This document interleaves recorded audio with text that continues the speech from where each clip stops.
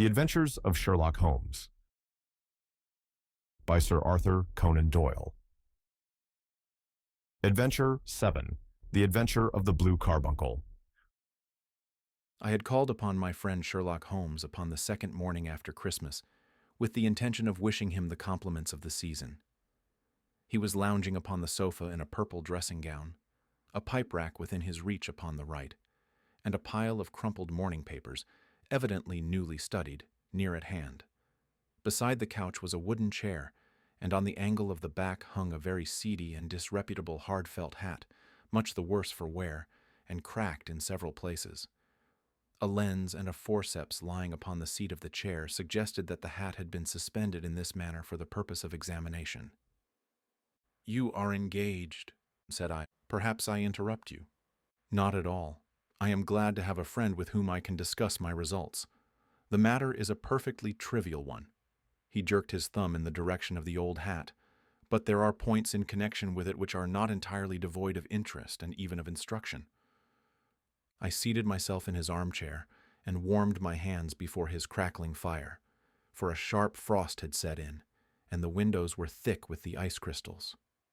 "I suppose," I remarked, "that, homely as it looks, this thing has some deadly story linked onto it, that it is the clue which will guide you in the solution of some mystery and the punishment of some crime."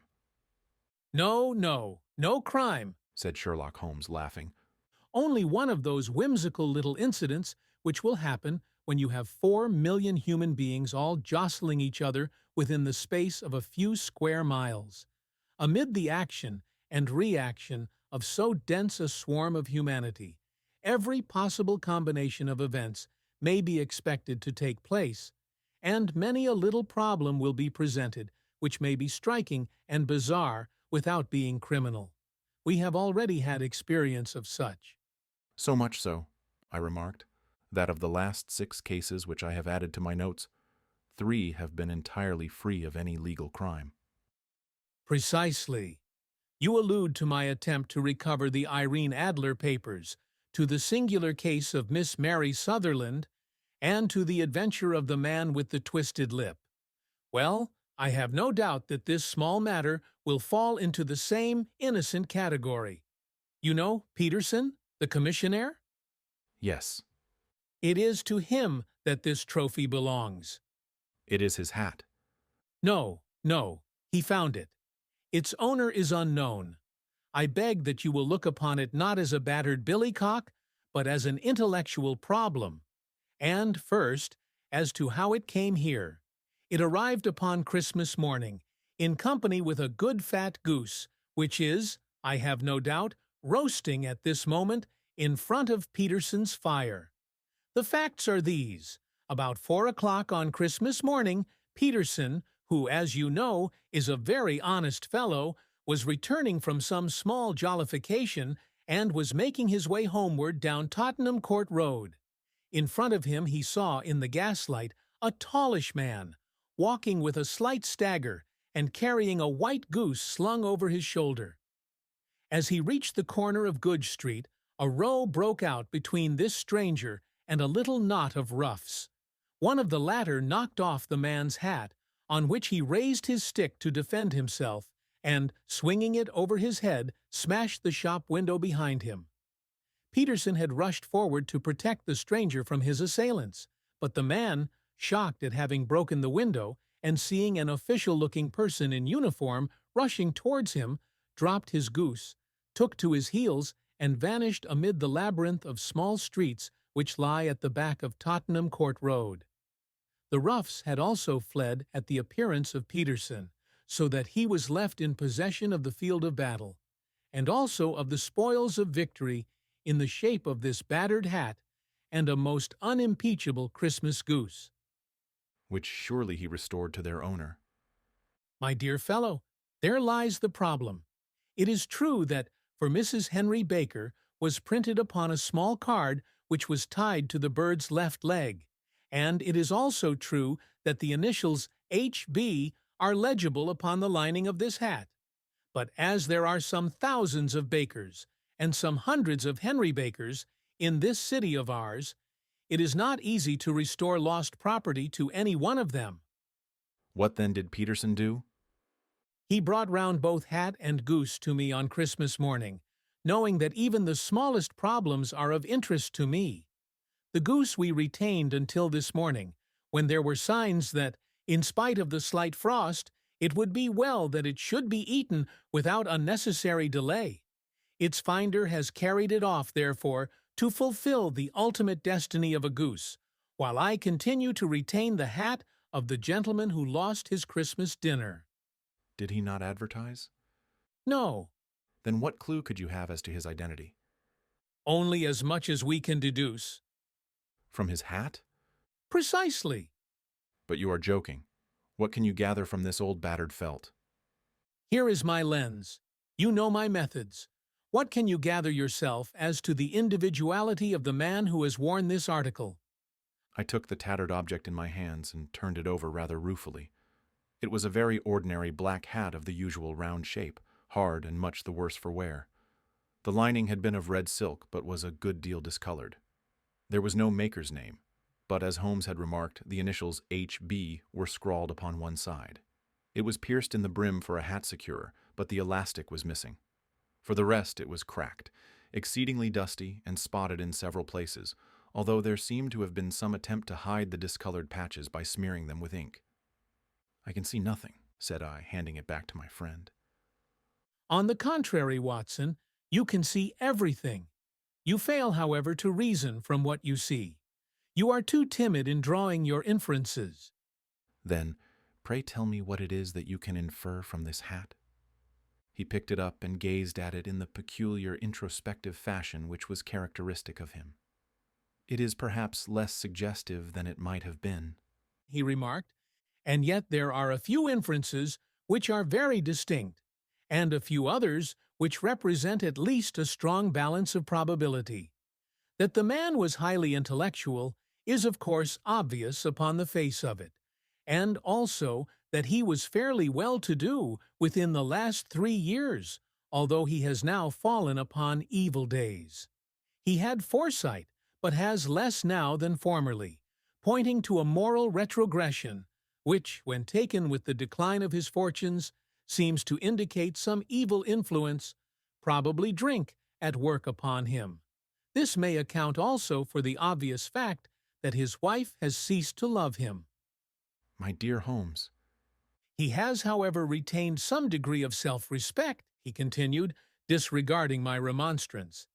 He is a man who leads a sedentary life, goes out little, is out of training entirely, is middle-aged, has grizzled hair which he has had cut within the last few days, and which he anoints with lime cream.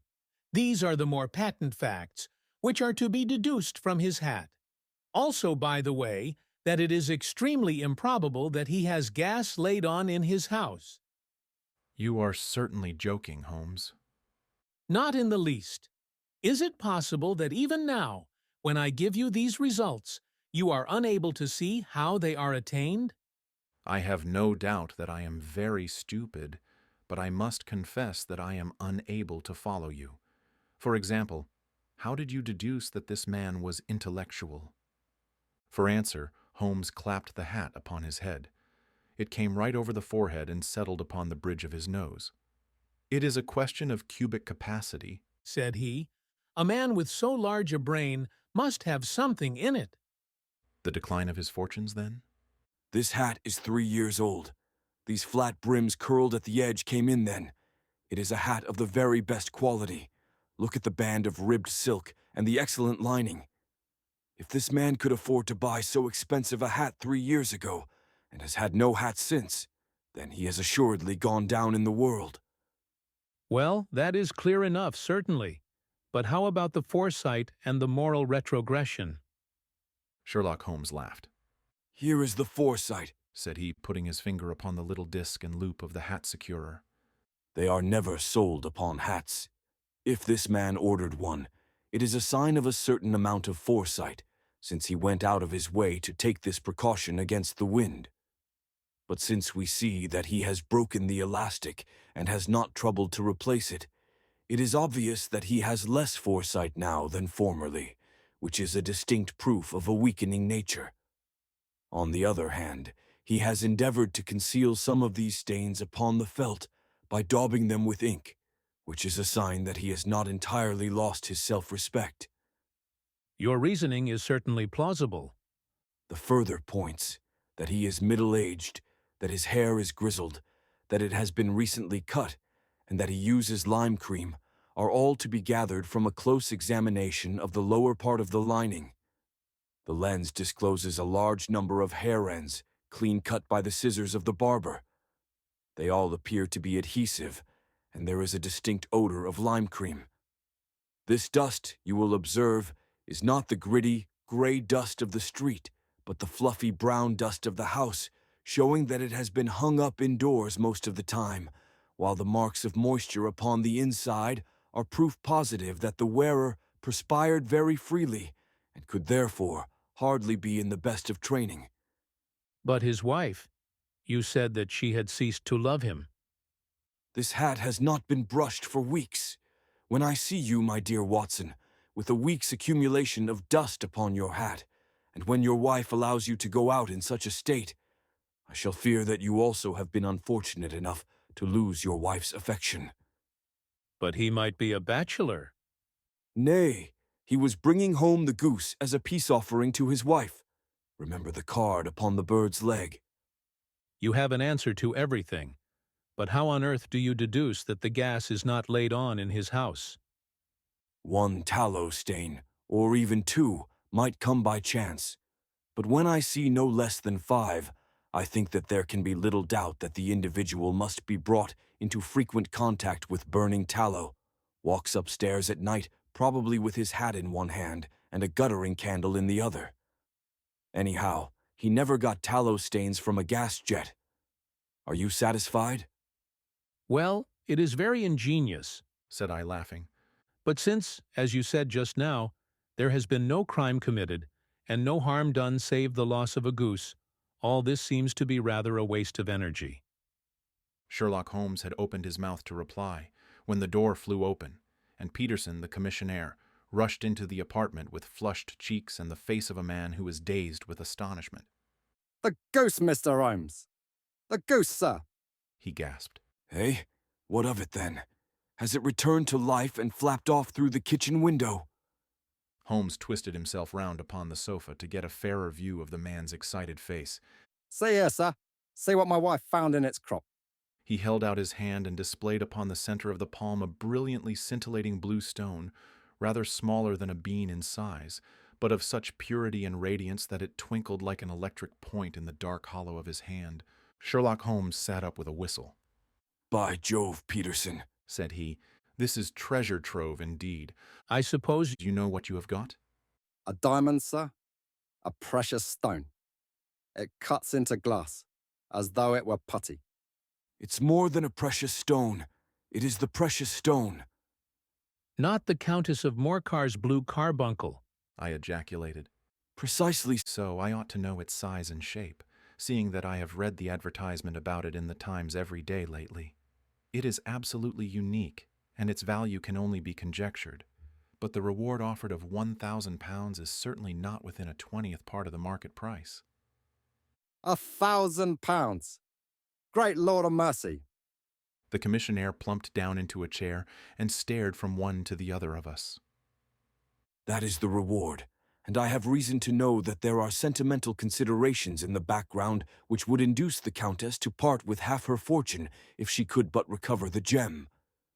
It was lost, if I remember aright, at the Hotel Cosmopolitan, I remarked.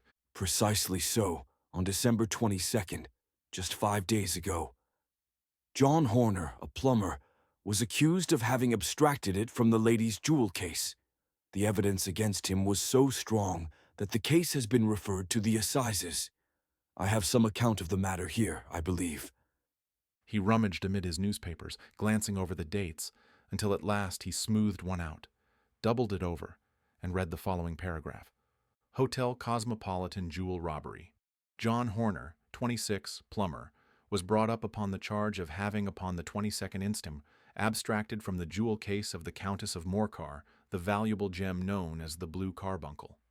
James Ryder, upper attendant at the hotel, gave his evidence to the effect that he had shown Horner up to the dressing room of the Countess of Morcar upon the day of the robbery, in order that he might solder the second bar of the grate, which was loose. He had remained with Horner some little time, but had finally been called away. On returning, he found that Horner had disappeared, that the bureau had been forced open, and that the small morocco casket in which, as it afterwards transpired, the Countess was accustomed to keep her jewel was lying empty upon the dressing table. Ryder instantly gave the alarm, and Horner was arrested the same evening, but the stone could not be found either upon his person or in his rooms. Catherine Cusack, maid to the Countess, deposed to having heard Ryder's cry of dismay on discovering the robbery, and to having rushed into the room where she found matters as described by the last witness. Inspector Bradstreet, B Division, gave evidence as to the arrest of Horner, who struggled frantically, and protested his innocence in the strongest terms. Evidence of a previous conviction for robbery having been given against the prisoner, the magistrate refused to deal summarily with the offense, but referred it to the assizes. Horner, who had shown signs of intense emotion during the proceedings, fainted away at the conclusion and was carried out of court. So much for the police court, said Holmes thoughtfully, tossing aside the paper. The question for us now to solve is the sequence of events leading from a rifled jewel case at one end to the crop of a goose in Tottenham Court Road at the other. You see, Watson, our little deductions have suddenly assumed a much more important and less innocent aspect. Here is the stone. The stone came from the goose, and the goose came from Mr. Henry Baker, the gentleman with the bad hat and all the other characteristics with which I have bored you. So now we must set ourselves very seriously to finding this gentleman and ascertaining what part he has played in this little mystery. To do this, we must try the simplest means first, and these lie undoubtedly in an advertisement in all the evening papers. If this fail, I shall have recourse to other methods. What will you say? Give me a pencil and that slip of paper. Now then, found at the corner of Good Street, a goose and a black felt hat. Mr. Henry Baker can have the same by applying at 6:30 this evening at 221B Baker Street. That is clear and concise. Very. But will he see it? Well, he is sure to keep an eye on the papers, since, to a poor man, the loss was a heavy one. He was clearly so scared by his mischance in breaking the window and by the approach of Peterson that he thought of nothing but flight, but since then he must have bitterly regretted the impulse which caused him to drop his bird. Then, again, the introduction of his name will cause him to see it, for everyone who knows him will direct his attention to it. Here you are, Peterson. Run down to the advertising agency and have this put in the evening papers. In which, sir? Oh, in the Globe, Star, Pall Mall, St. James's, Evening News, Standard, Echo, and any others that occur to you. Very well, sir. And this stone? Ah, yes. I shall keep the stone. Thank you. And, I say, Peterson, just buy a goose on your way back and leave it here with me, for we must have one to give to this gentleman in place of the one which your family is now devouring. When the commissionaire had gone, Holmes took up the stone and held it against the light. It's a bonny thing, said he. Just see how it glints and sparkles. Of course it is a nucleus and focus of crime. Every good stone is. They are the devil's pet baits. In the larger and older jewels, every facet may stand for a bloody deed. This stone is not yet 20 years old. It was found in the banks of the Amoy River in southern China, and is remarkable in having every characteristic of the carbuncle, save that it is blue in shade instead of ruby red. In spite of its youth, it has already a sinister history. There have been 2 murders, a vitriol throwing, a suicide, and several robberies brought about for the sake of this 40-grain weight of crystallized charcoal. Who would think that so pretty a toy would be a purveyor to the gallows and the prison? I'll lock it up in my strong box now and drop a line to the Countess to say that we have it. Holmes and Watson talking to a man. Do you think that this man Horner is innocent? I cannot tell. Well then, do you imagine that this other one, Henry Baker, had anything to do with the matter? It is, I think, much more likely that Henry Baker is an absolutely innocent man who had no idea that the bird which he was carrying was of considerably more value than if it were made of solid gold. That, however, I shall determine by a very simple test if we have an answer to our advertisement. And you can do nothing until then?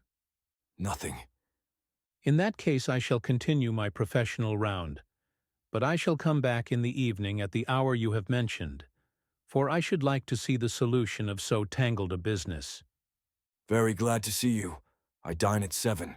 There is a woodcock, I believe. By the way, in view of recent occurrences, perhaps I ought to ask Mrs. Hudson to examine its crop. I had been delayed at a case, and it was a little after 6:30 when I found myself in Baker Street once more. As I approached the house, I saw a tall man in a Scotch bonnet, with a coat which was buttoned up to his chin, waiting outside in the bright semicircle which was thrown from the fanlight. Just as I arrived, the door was opened, and we were shown up together to Holmes's room. Mr. Henry Baker, I believe, said he, rising from his armchair and greeting his visitor with the easy air of geniality which he could so readily assume. Pray take this chair by the fire, Mr. Baker. It is a cold night, and I observe that your circulation is more adapted for summer than for winter. Ah, Watson, you have just come at the right time. Is that your hat, Mr. Baker? Yes, Sir, that is undoubtedly my hat. He was a large man with rounded shoulders, a massive head, and a broad, intelligent face, sloping down to a pointed beard of grizzled brown. A touch of red in nose and cheeks, with a slight tremor of his extended hand, recalled Holmes's surmise as to his habits.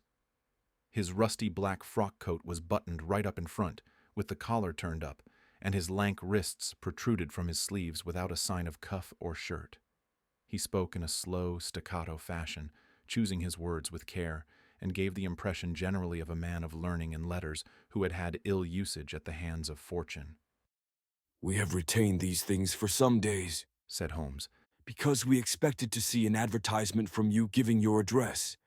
I am at a loss to know now why you did not advertise. Our visitor gave a rather shamefaced laugh. Shillings have not been so plentiful with me as they once were, He remarked. I had no doubt that the gang of roughs who assaulted me had carried off both my hat and the bird. I did not care to spend more money in a hopeless attempt at recovering them. Very naturally. By the way, about the bird, we were compelled to eat it. To eat it? Our visitor half rose from his chair in his excitement.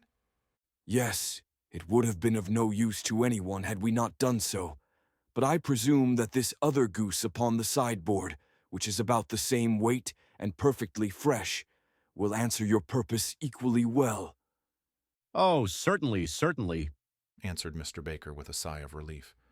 Of course, we still have the feathers, legs, crop, and so on of your own bird, so if you wish— The man burst into a hearty laugh. They might be useful to me as relics of my adventure, said he. But beyond that, I can hardly see what use the disjecta membra of my late acquaintance are going to be to me. No, sir, I think that, with your permission, I will confine my attentions to the excellent bird which I perceive upon the sideboard. Sherlock Holmes glanced sharply across at me with a slight shrug of his shoulders. There is your hat, then, and there your bird, said he.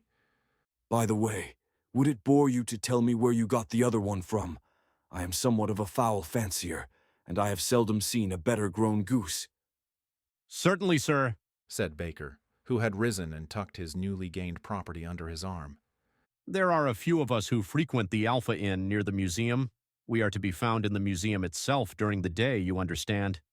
This year, our good host, Windigate by name, instituted a goose club, by which, on consideration of some few pence every week, we were each to receive a bird at Christmas. My pence were duly paid, and the rest is familiar to you. I am much indebted to you, sir, for a Scotch bonnet is fitted neither to my years nor my gravity. With a comical pomposity of manner, he bowed solemnly to both of us and strode off upon his way. So much for Mr. Henry Baker, said Holmes when he had closed the door behind him. It is quite certain that he knows nothing whatever about the matter. Are you hungry, Watson? Not particularly. Then I suggest that we turn our dinner into a supper and follow up this clue while it is still hot. By all means. It was a bitter night, so we drew on our ulsters and wrapped cravats about our throats. Outside, the stars were shining coldly in a cloudless sky, and the breath of the passers-by blew out into smoke like so many pistol shots. Our footfalls rang out crisply and loudly as we swung through the Doctor's Quarter, Wimpole Street, Harley Street, and so through Wigmore Street into Oxford Street. In a quarter of an hour, we were in Bloomsbury at the Alpha Inn, which is a small public house at the corner of one of the streets which runs down into Holborn. Holmes pushed open the door of the private bar and ordered 2 glasses of beer from the ruddy-faced, white-aproned landlord. Your beer should be excellent if it is as good as your geese, said he. My geese! The man seemed surprised. Yes. I was speaking only half an hour ago to Mr. Henry Baker, who was a member of your goose club. Ah, yes, I see. But you see, sir, them's not our geese. Indeed. Whose then? Well, I got the 2 dozen from a salesman in Covent Garden. Indeed? I know some of them. Which was it? Breckenridge is his name. Ah, I don't know him. Well, here's your good health, landlord, and prosperity to your house. Good night. Now for Mr. Breckenridge, He continued, buttoning up his coat as we came out into the frosty air. remember, Watson, that though we have so homely a thing as a goose at one end of this chain, we have at the other a man who will certainly get 7 years' penal servitude unless we can establish his innocence. It is possible that our inquiry may but confirm his guilt, but in any case, we have a line of investigation which has been missed by the police, and which a singular chance has placed in our hands. Let us follow it out to the bitter end. Faces to the south, then, and quick march. We passed across Holborn, down Endell Street, and so through a zigzag of slums to Covent Garden Market. One of the largest stalls bore the name of Breckenridge upon it, and the proprietor, a horsey-looking man with a sharp face and trim side whiskers, was helping a boy to put up the shutters. Good evening. It's a cold night, said Holmes. The salesman nodded and shot a questioning glance at my companion. Sold out of geese, I see, continued Holmes, pointing at the bare slabs of marble. Let you have 500 tomorrow morning. That's no good. Well, there are some on the stall with the gas flare. Ah, but I was recommended to you, Who by? the landlord of the Alpha. Oh, yes, I sent him a couple of dozen. Fine birds they were, too. Now where did you get them from? To my surprise, the question provoked a burst of anger from the salesman. Now then, mister, Said he, with his head cocked and his arms akimbo. what are you driving at? Let's have it straight now. It is straight enough. I should like to know who sold you the geese which you supplied to the Alpha. Well, then, I shan't tell you, so now. Oh, it is a matter of no importance, but I don't know why you should be so warm over such a trifle. Warm. You'd be as warm, maybe, if you were as pestered as I am. When I pay good money for a good article, there should be an end of the business. But it's, where are the geese? And who did you sell the geese to? And what will you take for the geese? One would think they were the only geese in the world, to hear the fuss that is made over them. Well, I have no connection with any other people who have been making inquiries. Said Holmes carelessly. If you won't tell us the bet is off, that is all.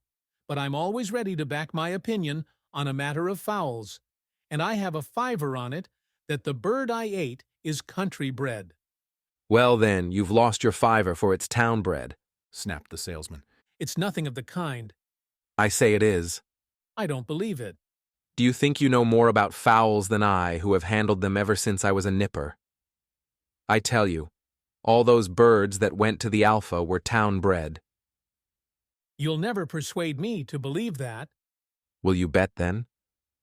It's merely taking your money, for I know that I am right, but I'll have a sovereign on with you just to teach you not to be obstinate. The salesman chuckled grimly. Bring me the books, Bill, said he. The small boy brought round a small thin volume and a great greasy-backed one, laying them out together beneath the hanging lamp. Now then, Mr. Cocksure, said the salesman. I thought that I was out of geese, but before I finish you'll find that there is still one left in my shop. You see this little book? Well? That's the list of the folk from whom I buy. Do you see? Well then, here on this page are the country folk, and the numbers after their names are where their accounts are in the big ledger. Now then, you see this other page in red ink? Well, that is a list of my town suppliers.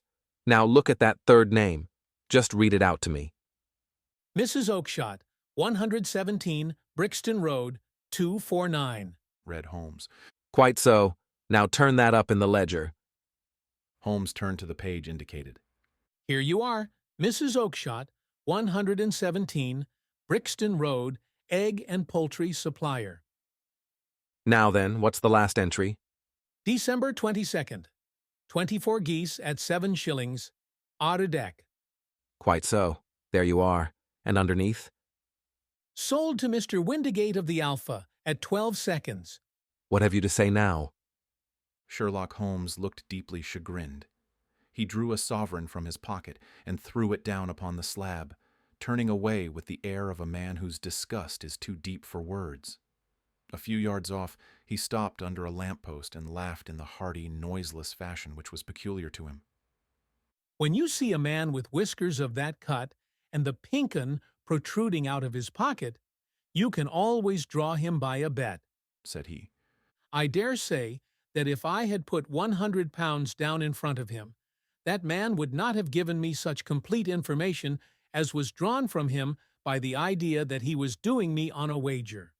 Well, Watson, we are, I fancy, nearing the end of our quest, and the only point which remains to be determined is whether we should go on to this Mrs. Oakshott tonight, or whether we should reserve it for tomorrow.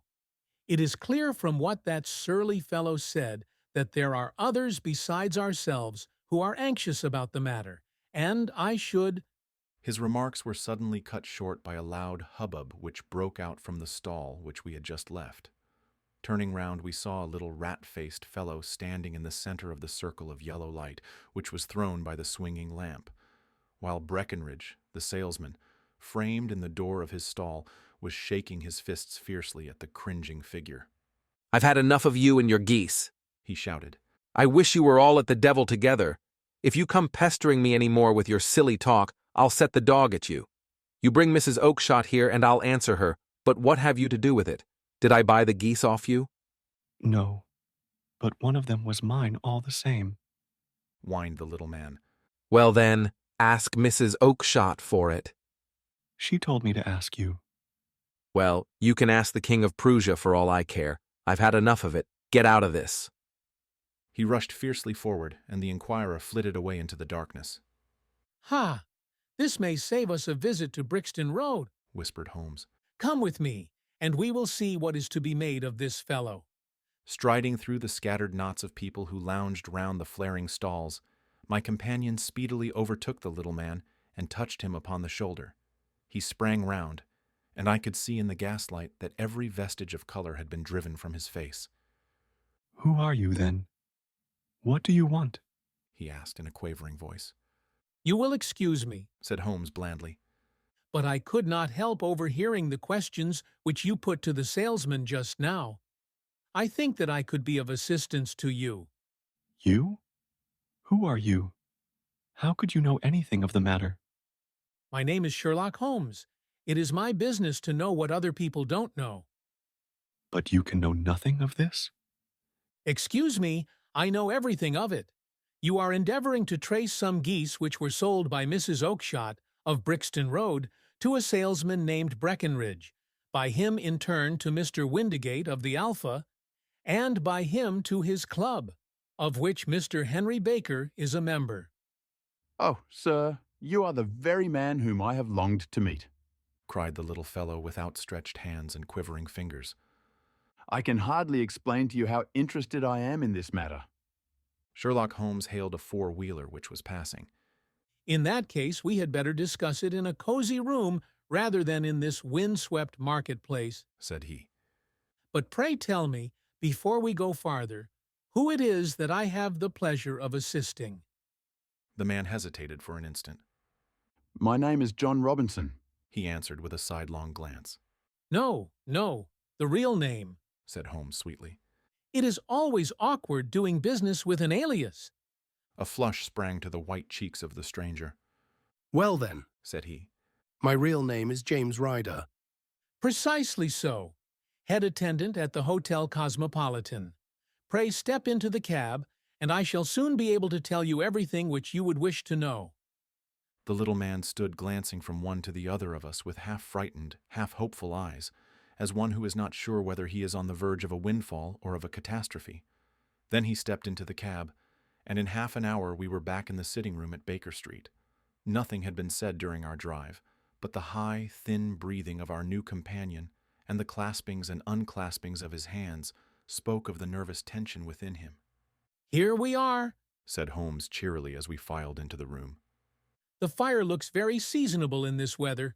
You look cold, Mr. Ryder. Pray take the basket chair. I will just put on my slippers before we settle this little matter of yours. Now then, you want to know what became of those geese? Yes, sir. Or rather, I fancy of that goose. It was one bird, I imagine, in which you were interested. White, with a black bar across the tail. Ryder quivered with emotion. Oh, sir, He cried, can you tell me where it went to? It came here. Here. Yes, and a most remarkable bird it proved. I don't wonder that you should take an interest in it. It laid an egg after it was dead. The bonniest, brightest little blue egg that ever was seen. I have it here in my museum. Our visitor staggered to his feet and clutched the mantelpiece with his right hand. Holmes unlocked his strongbox and held up the Blue Carbuncle, which shone out like a star, with a cold, brilliant, many-pointed radiance. Ryder stood glaring with a drawn face, uncertain whether to claim or to disown it. The game's up, Ryder, Said Holmes quietly. Hold up, man, or you'll be into the fire. Give him an arm back into his chair, Watson. He's not got blood enough to go in for felony with impunity. Give him a dash of brandy. So, now he looks a little more human. What a shrimp it is, to be sure. For a moment he had staggered and nearly fallen, but the brandy brought a tinge of color into his cheeks, and he sat staring with frightened eyes at his accuser. I have almost every link in my hands, and all the proofs which I could possibly need, so there is little which you need tell me. Still, that little may as well be cleared up to make the case complete. You had heard, Ryder, of this blue stone of the Countess of Morcar's. It was Catherine Cusack who told me of it, Said he in a crackling voice. I see. Her ladyship's waiting maid. Well, the temptation of sudden wealth so easily acquired was too much for you, as it has been for better men before you, but you were not very scrupulous in the means you used. It seems to me, Ryder, that there is the making of a very pretty villain in you. You knew that this man Horner, the plumber, had been concerned in some such matter before, and that suspicion would rest the more readily upon him. What did you do then? You made some small job in my lady's room, you and your confederate Cusack, and you managed that he should be the man sent for. Then, when he had left, you rifled the jewel case, raised the alarm, and had this unfortunate man arrested. You then— Ryder threw himself down suddenly upon the rug and clutched at my companion's knees. For God's sake, have mercy. He shrieked. Think of my father, of my mother. It would break their hearts. I never went wrong before. I never will again. I swear it. I'll swear it on a Bible. Oh, don't bring it into court. For Christ's sake, don't. Get back into your chair, Said Holmes sternly. It is very well to cringe and crawl now, but you thought little enough of this poor Horner in the dock for a crime of which he knew nothing. I will fly, Mr. Holmes. I will leave the country, sir. Then the charge against him will break down. We will talk about that. And now let us hear a true account of the next act. How came the stone into the goose, and how came the goose into the open market? Tell us the truth, for there lies your only hope of safety. Ryder passed his tongue over his parched lips. I will tell you it just as it happened, sir, said he. When Horner had been arrested, it seemed to me that it would be best for me to get away with the stone at once, for I did not know at what moment the police might not take it into their heads to search me and my room. There was no place about the hotel where it would be safe. I went out, as if on some commission, and I made for my sister's house. She had married a man named Oakshott, and lived in Brixton Road, where she fattened fowls for the market. All the way there, every man I met seemed to me to be a policeman or a detective, and for all that it was a cold night, the sweat was pouring down my face before I came to the Brixton Road. My sister asked me what was the matter and why I was so pale, but I told her that I had been upset by the jewel robbery at the hotel. Then I went into the backyard and smoked a pipe and wondered what it would be best to do. I had a friend once called Maudsley who went to the bad and has just been serving his time in Pentonville. One day he had met me and fell into talk about the ways of thieves and how they could get rid of what they stole. I knew that he would be true to me, for I knew one or two things about him, so I made up my mind to go right on to Kilburn, where he lived, and take him into my confidence. He would show me how to turn the stone into money, but how to get to him in safety.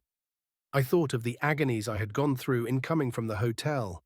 I might at any moment be seized and searched, and there would be the stone in my waistcoat pocket. I was leaning against the wall at the time and looking at the geese which were waddling about round my feet, and suddenly an idea came into my head which showed me how I could beat the best detective that ever lived. My sister had told me some weeks before that I might have the pick of her geese for a Christmas present, and I knew that she was always as good as her word. I would take my goose now, and in it I would carry my stone to Kilburn. There was a little shed in the yard, and behind this I drove one of the birds, a fine big one, white with a barred tail. I caught it, and prying its bill open, I thrust the stone down its throat as far as my finger could reach. The bird gave a gulp, and I felt the stone pass along its gullet and down into its crop. But the creature flapped and struggled, and out came my sister to know what was the matter. As I turned to speak to her, the brute broke loose and fluttered off among the others.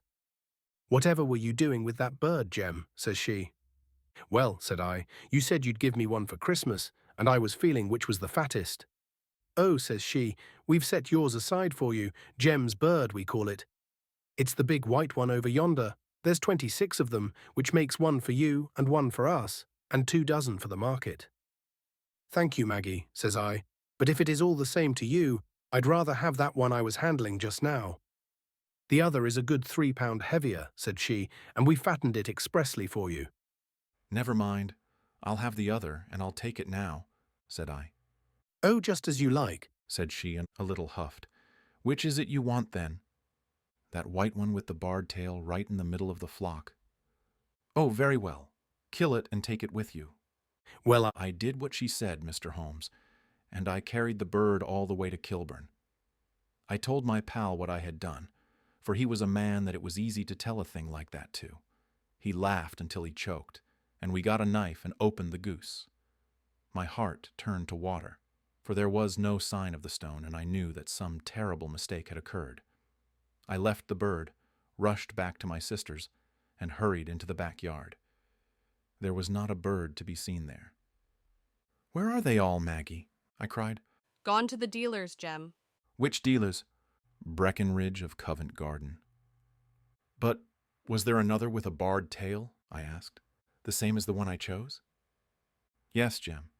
There were 2 barred-tailed ones, and I could never tell them apart." "Well, then, of course I saw it all, and I ran off as hard as my feet would carry me to this man Breckenridge, but he had sold the lot at once, and not one word would he tell me as to where they had gone. You heard him yourselves tonight. Well, he has always answered me like that. My sister thinks that I am going mad. Sometimes I think that I am myself, and now I am myself a branded thief, without ever having touched the wealth for which I sold my character. God help me! God help me!" He burst into convulsive sobbing, with his face buried in his hands. There was a long silence, broken only by his heavy breathing and by the measured tapping of Sherlock Holmes's fingertips upon the edge of the table. Then my friend rose and threw open the door. "Get out!" said he. "What, sir? Oh, heaven bless you." No more words. Get out. And no more words were needed. There was a rush, a clatter upon the stairs, the bang of a door, and the crisp rattle of running footfalls from the street. "After all, Watson," said Holmes, reaching up his hand for his clay pipe, "I am not retained by the police to supply their deficiencies. If Horner were in danger, it would be another thing. But this fellow will not appear against him, and the case must collapse. I suppose that I am commuting a felony, but it is just possible that I am saving a soul. This fellow will not go wrong again. He is too terribly frightened. Send him to jail now, and you make him a jailbird for life. Besides, it is the season of forgiveness. Chance has put in our way a most singular and whimsical problem, and its solution is its own reward.